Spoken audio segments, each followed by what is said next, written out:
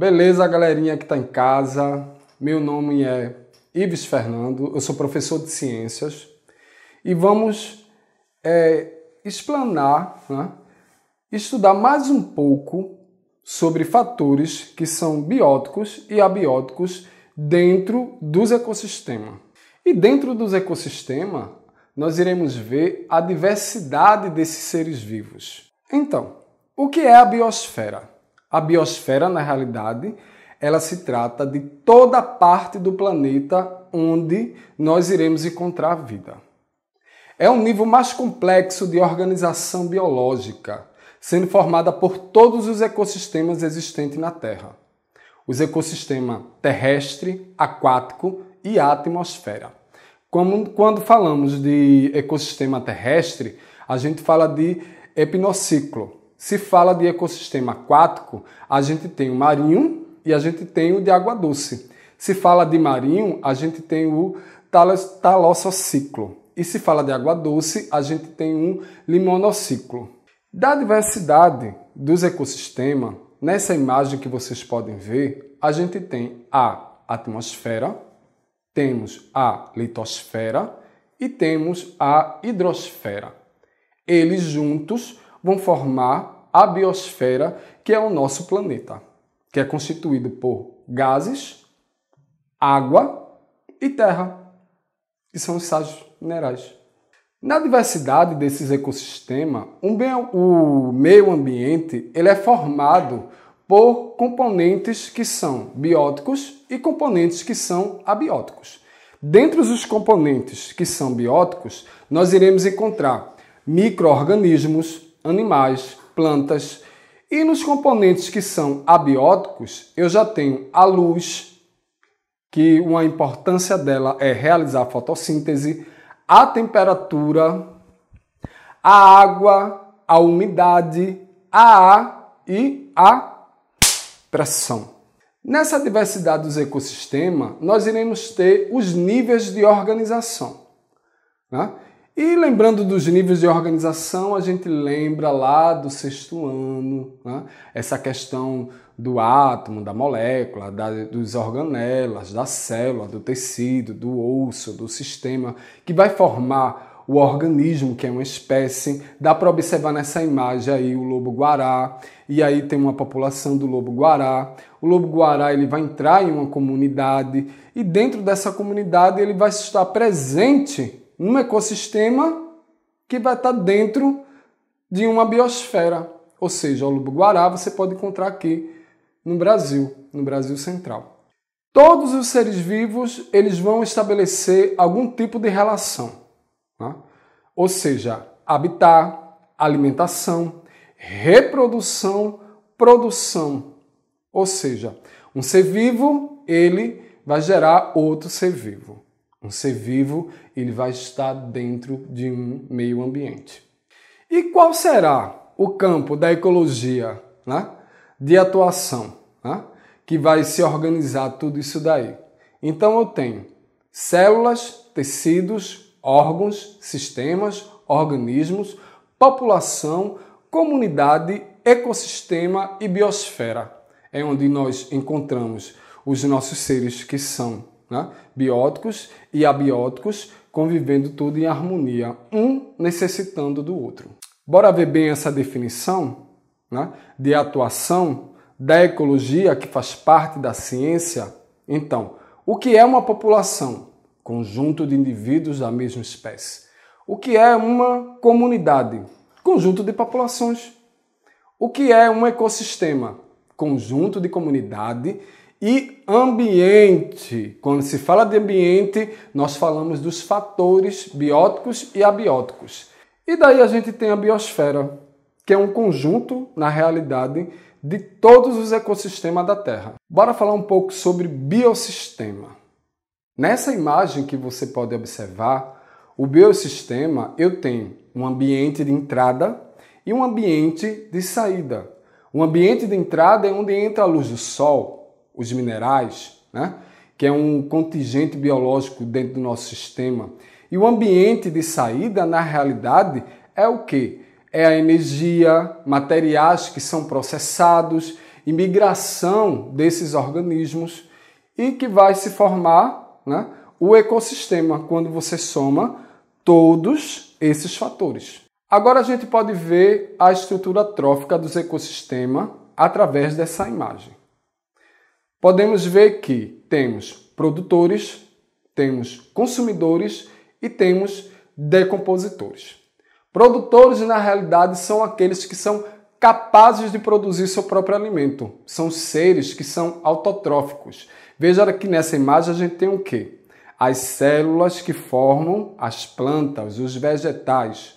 Os consumidores, por sua vez, são os organismos que são heterótrofos. Eles se alimentam diretamente de produtores, de consumidores ou de ambos, né?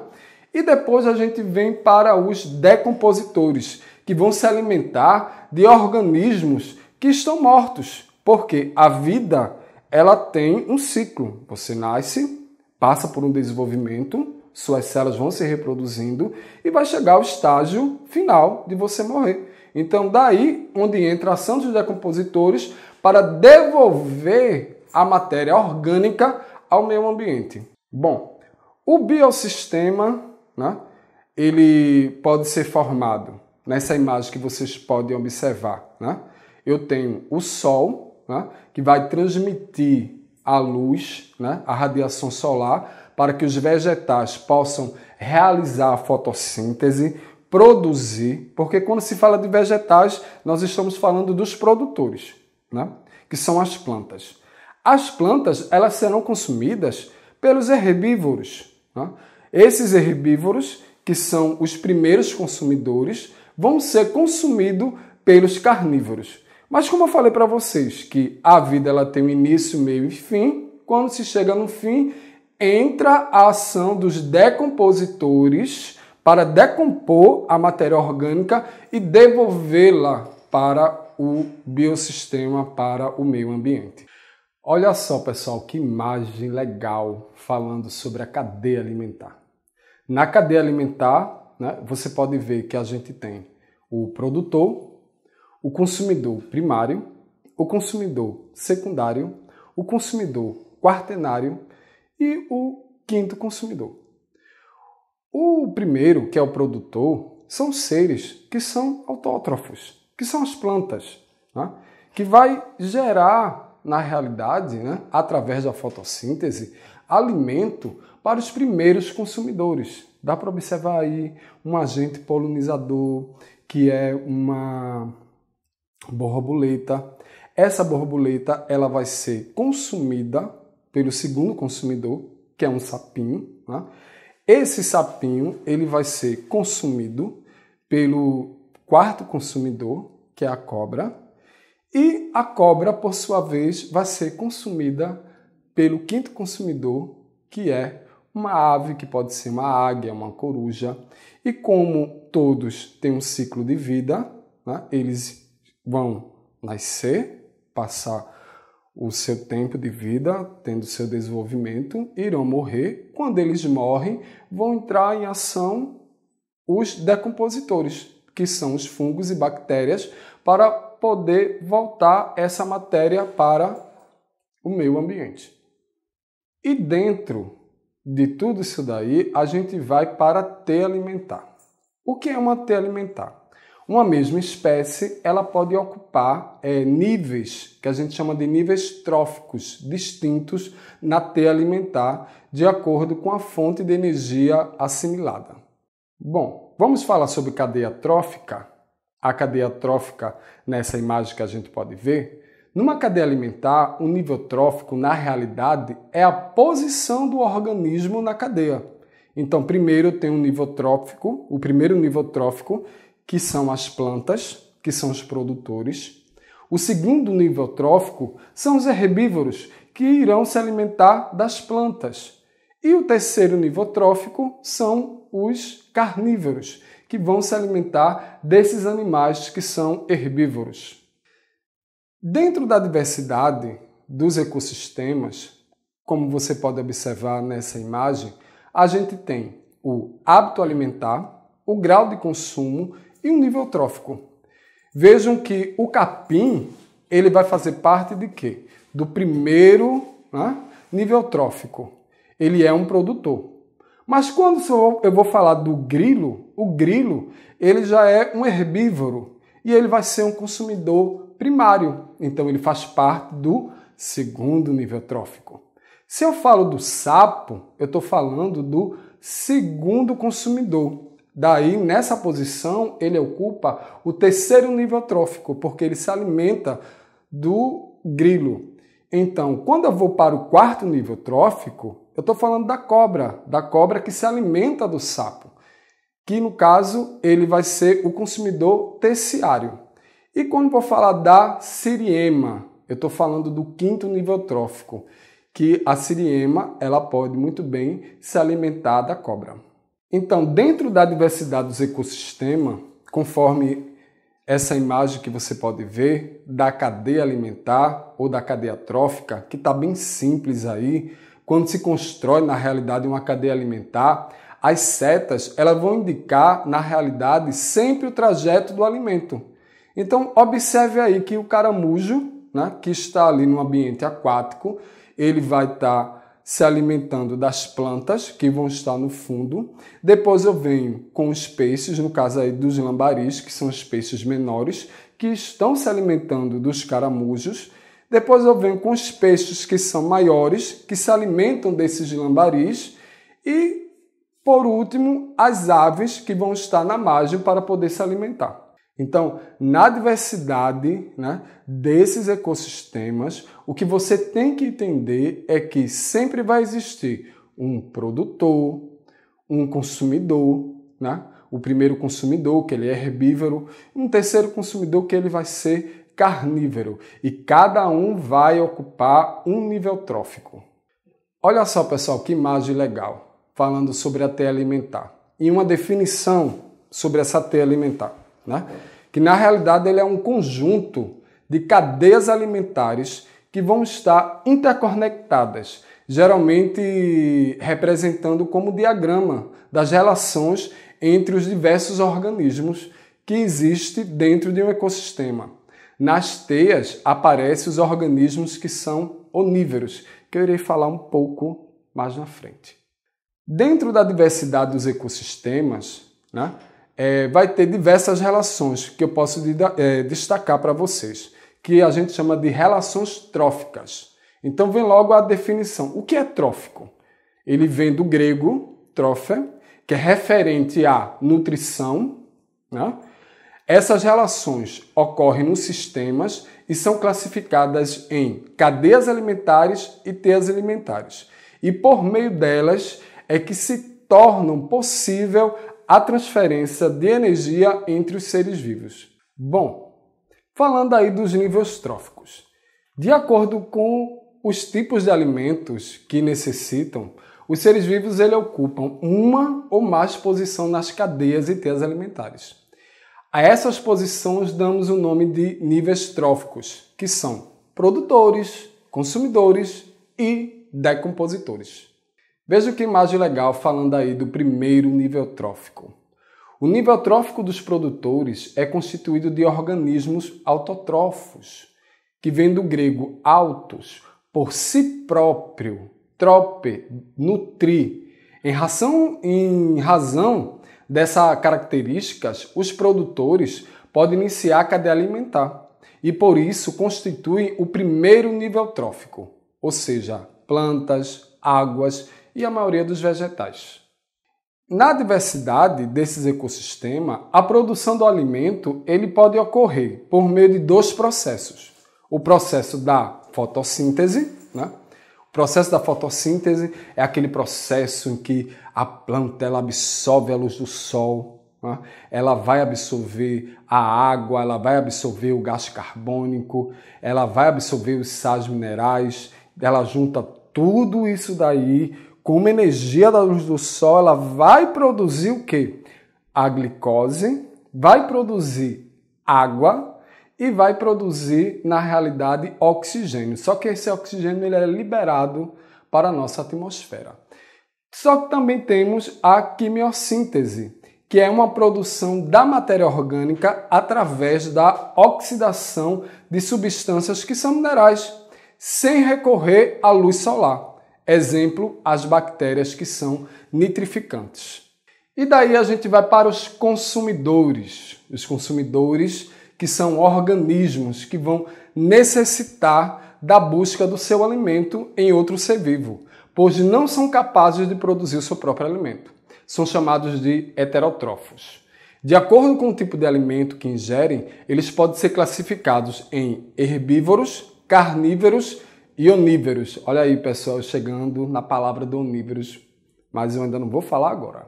Bom, os herbívoros, pela essa imagem que você pode ver, tá certo? São animais que se alimentam dos produtores, ocupando o segundo nível trófico dos consumidores, tá certo? Os herbívoros, que tem aí a primeira ordem dos consumidores primários.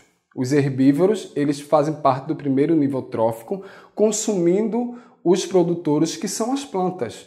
Depois eu tenho os consumidores primários, né? E vem o segundo nível trófico. Carnívoros. Vamos falar sobre os carnívoros. Nessa imagem, os carnívoros, eles vão se alimentar exclusivamente de carne, ou seja, de outros animais. Quando um animal carnívoro se alimenta de um herbívoro, ele é considerado um consumidor secundário e ocupa um terceiro nível trófico. Então aí eu tenho um carnívoro 2, consumidores secundários, eu tenho um terceiro nível trófico, que é o carnívoro 3. E dentro da diversidade, a gente vê quando um animal que é carnívoro, ele vai se alimentar de outro carnívoro, ele vai ser considerado um consumidor terciário e ocupa um quarto nível trófico. Isso quer dizer o quê? Se o consumidor ele é um consumidor secundário, é porque ele está se alimentando de um consumidor primário, tá certo? Que é um herbívoro. Mas se um carnívoro se alimenta de outro carnívoro, então ele vai ser um consumidor terciário. Bom, chegou a hora de falar sobre os onívoros, que eu prometi tanto a vocês. Vejam só essa imagem. O onívoro, ele vem do latim omnívoro, omni, que é tudo, são aqueles que apresentam uma dieta bem variada, né? Incluindo em sua alimentação produtores, consumidores, e por essa razão esses seres vivos podem ocupar mais um nível trófico. Os onívoros, eles podem se alimentar do primeiro nível trófico, que é herbívoro, do segundo nível trófico, que é o carnívoro, e do terceiro nível trófico, que é o carnívoro também. Exemplo, nós, um homem, que temos uma dieta tão diversificada. Bom, depois de falar desses produtores, consumidores, né, a gente vai chegar nos decompositores, que é quando um organismo, um indivíduo, ele vive, vai passar o seu tempo, ele vai morrer, sua matéria ela vai ter que ser decomposta e vai ter que voltar ao meio ambiente. Os decompositores, na realidade, são micro-organismos que são capazes de decompor o quê? Cadáveres, excrementos, matéria orgânica que estejam mortas. São conhecidos como os sapróprios, que vem do grego sapros, que estão em decomposição, e bios, que é vida. São devoradores de corpos. Quando ocorre a morte de um ser vivo, os decompositores ele agem sobre o seu corpo, decompondo a matéria e devolvendo para o solo. Nessa imagem daí, tem como você observar, né, quem são os decompositores. Os decompositores são os fungos e são as bactérias. Observe aí que eu tenho animais que estão mortos, né, que vão ser decompostos. Eu tenho frutas que estão em decomposição, né, através das bactérias. E na cadeia alimentar, todos os seres vivos estabelecem entre si relações que são nutricionais, por muitos seres que se alimentam de outros seres vivos. Quando indicamos essas relações assim de forma linear e consecutiva, estamos esquematizando uma cadeia alimentar. Os esquemas eles são feitos através de setas, sempre na direção de quem serve de alimento para quem. Ou seja, quem vai comer quem. O bom mesmo de ciências é quando você começa a ver imagens ilustrativas. Então, nessa imagem, a gente pode observar um pouco melhor essa questão de produtor, herbívoro, carnívoro. Então, aí a gente começa com o produtor, que está ocupando aí o primeiro nível trófico, que é a gramínea. Depois você observa do lado o gafanhoto. O gafanhoto, ele vai se alimentar, ele vai se nutrir da gramínea. Então ele é um herbívoro, ele é um consumidor primário e ele vai estar num segundo nível trófico. Na outra imagem você vê um sapo. O sapo ele vai ser um carnívoro 2, mas ele ocupa aí o terceiro nível trófico. Então, algumas cadeias alimentares, né, elas sempre vão ser assim. Primeiro nível trófico, o produtor. O segundo nível trófico vai ser aquele consumidor primário.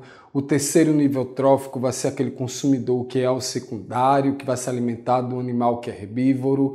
O terceiro consumidor que está no quarto nível trófico já vai ser aquele consumidor carnívoro que se alimenta de outro animal carnívoro.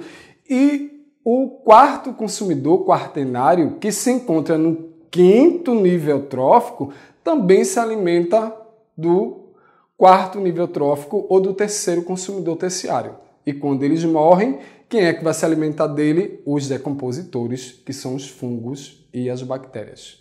Nessa imagem ilustrativa que vocês podem observar de um ambiente aquático, a gente observa de novo o produtor, né? Que são algas, né? Eu tenho ali o consumidor primário, que é o caramujo, eu venho um peixe, que é o consumidor secundário, venho o consumidor terciário, que é uma árvore, e lá no fundo eu tenho os decompositores. É um exemplo bem simples da cadeia aquática alimentar, né?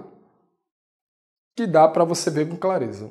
Na teia alimentar, na realidade, a gente vai estudar as relações que são tróficas, existente entre os seres vivos. Não se restringem às cadeias alimentares.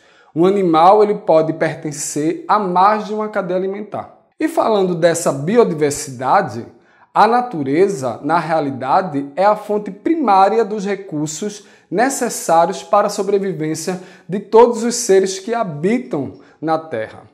Na sua definição, biodiversidade se trata da variabilidade de organismos que estão vivos de todas as origens, compreendendo também os ecossistemas que são terrestres, marinhos e outros ecossistemas aquáticos. A importância ela é essencial para garantir inúmeros processos naturais, tais como a reciclagem de nutrientes, a manutenção de recursos hídricos e controle biológico de populações, sendo, portanto, fundamental para o equilíbrio dos ecossistemas. E daí vai vir, lógico, o valor da biodiversidade, que a gente tem um valor econômico. A biodiversidade ela vai, na realidade, oferecer a matéria-prima para as indústrias, ou seja, medicamentos e materiais de construções e de uso domésticos, entre outros. Dentro da diversidade, eu também tenho um valor ecológico, que vai ser a manutenção do ciclo da água, a proteção do solo, fertilidade do solo, reciclagem de nutrientes e a fotossíntese. Dentro do valor ético e patrimonial, na realidade, é dever do homem respeitar as outras formas de vida. É nosso dever respeitar a vida, né? Nós somos seres humanos, né? E às vezes sentimos que a nossa espécie é a melhor de todas, quando na realidade todas as espécies têm um papel fundamental para o equilíbrio da Terra. E vai vir, lógico, o valor estético que vocês podem observar nessa imagem. Veja como é lindo um parque, uma praça urbana, traz uma grande valorização da área por proporcionar locais verdes, agradáveis e bonitos. Bom, agora chegou o momento da gente responder algumas questões, né? Nessa imagem daí, a gente vê a primeira questão. Então, na primeira questão, vem falando sobre o cogumelo shiitake, que é cultivado em troncos, onde suas hifas nutrem-se das moléculas orgânicas que são componentes da madeira. Uma pessoa, ao comer o cogumelo shiitake, está se comportando como? Um produtor? Letra A. Um consumidor primário? Um consumidor secundário? Um consumidor terciário? Ou um decompositor? Pensa bem aí. Espera aí. Ela está comendo um cogumelo shiitake. O cogumelo shiitake, ele é um decompositor. Mas os decompositores não estão se alimentando. Então, os decompositores, eles, de certa forma, não fazem parte do consumidor primário. Então, se você está comendo um cogumelo shiitake, logo você vai ser o quê? Um consumidor? Pensa bem? Secundário. Próxima questão. Uma grande área de vegetação, ela foi devastada. E esse fato provocou a imigração de diversas espécies de consumidores primários para uma comunidade vizinha. E essa comunidade vizinha, ela estava em equilíbrio. Espera-se que, nesta comunidade, em um primeiro momento, letra A, aumente o número de consumidores secundários e diminua a competição entre os herbívoros. Letra B, aumente o número de produtores e diminua a competição entre os carnívoros. Letra C, aumente o número de herbívoros e aumente a competição entre os carnívoros. Letra D, diminua o número de produtores e não se alterem as populações de consumidores. Letra E, diminua o número de produtores e aumente a competição entre os herbívoros. Bora pensar bem? Vê só, pessoal. Se uma área ela foi devastada, e provocou uma imigração desses indivíduos que são consumidores primários, essas espécies primárias, e elas foram para outra comunidade. Então, o que é que vai acontecer na realidade? Primeiro acontece uma competição, uma competição por esses alimentos. Então, é lógico que vai ter uma diminuição do número de produtores que são as plantas. Quem come as plantas? São quem? Os herbívoros.